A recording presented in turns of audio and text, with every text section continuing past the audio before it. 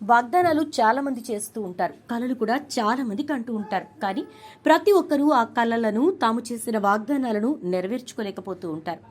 ఈ క్రమంలో కేవలం 11 వయసులో చేసిన వాగ్దానాన్ని, తన కలను 18 నెరవేర్చుకున్న ఓ భారత యువకుడు ప్రస్తుతం సోషల్ మీడియాలో హల్చల్ చేస్తున్నాడు.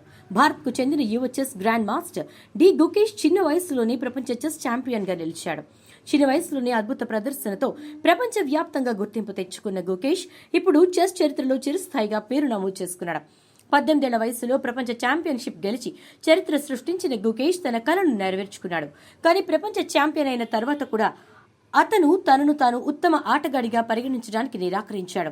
గురువారం డిసెంబర్ 12న చైనాకు చెందిన డెంగ్ లిరిన్ ను ఓడించి గుకేష్ ప్రపంచ ఛాంపియన్షిప్ ను గెలుచుకున్నాడు.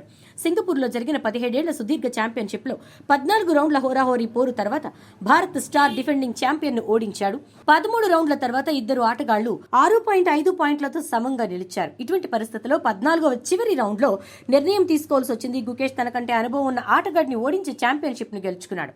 అతను చిన్న వయసులోనే ప్రపంచ ఛాంపియన్ గా కూడా నిలిచాడు.